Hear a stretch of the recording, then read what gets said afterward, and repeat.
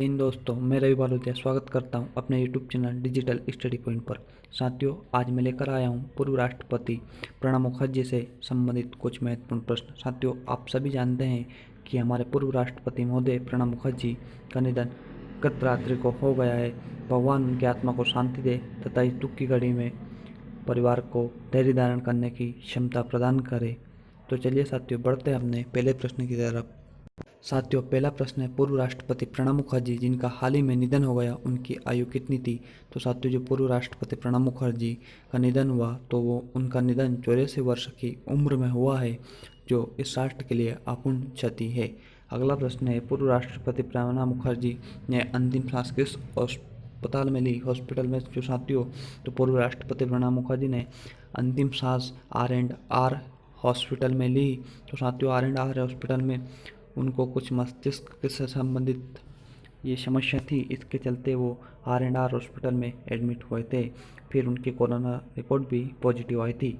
Next question, पूर्व राष्ट्रपति प्रणब मुखर्जी पहली बार राज्यसभा सांसद कब चुने गए? तो साथियों, पूर्व राष्ट्रपति प्रणब मुखर्जी जो पहली बार राज्यसभा सांसद चुने गए थे वो 1969 में चुने गए थे। अगला प्रश्न है, पूर्व राष्ट्रपति प्रणब मुखर्जी देश के कितने नंबर के राष्ट्रपति थे?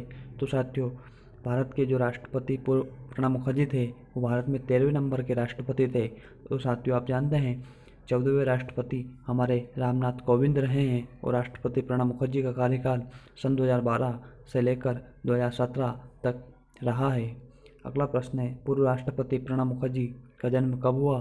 तो साथियों, पूर्व राष्ट्रपति प्रणब मुखर्जी का जन्म 11 दिसंबर 1935 को हुआ था।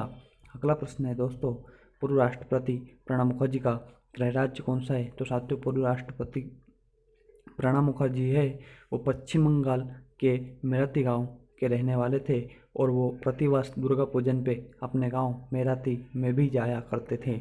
अगला प्रश्न है, पूर्व राष्ट्रपति प्रणब मुखर्जी वित्त मंत्री कब बने? तो साथियों, पूर्व राष्ट्रपति भारत के सबसे युवा वित्त मंत्री माने जाते हैं। ये मात्र 47 वर्ष की उम्र में भारत के वित्त मंत्री भी बने गए थे।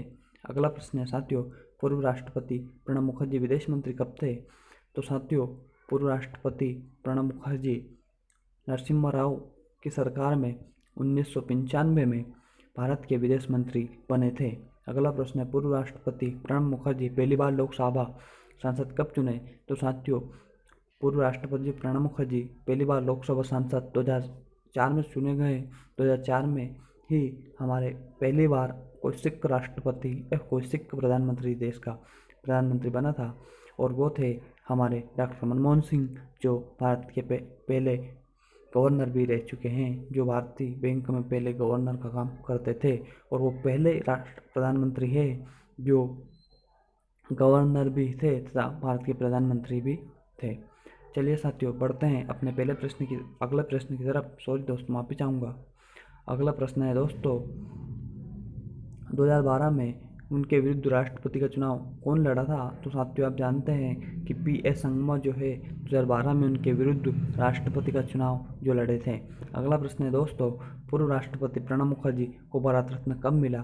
तो साथियों, पूर्व राष्ट्रपति प्रणब मुखर्जी है उनको भारत रत्न 2019 में दिया गया है।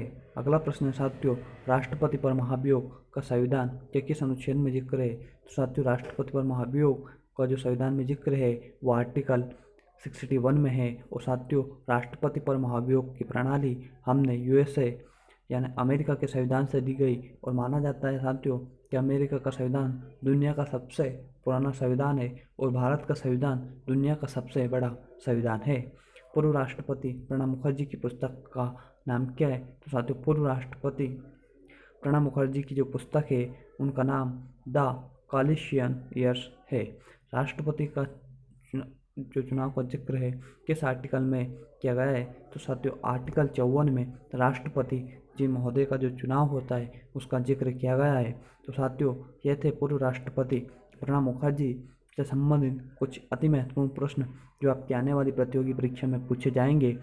तो साथियों, यदि आप हमारे चैनल पर नए हैं तो प्लीज़ चैनल को सब्सक्राइब करें तथा बेल आइकन को प्रेस करें ताकि आने वाले वीडियो की सबसे पहले नोटिफिकेशन आप तक पहुंच सके।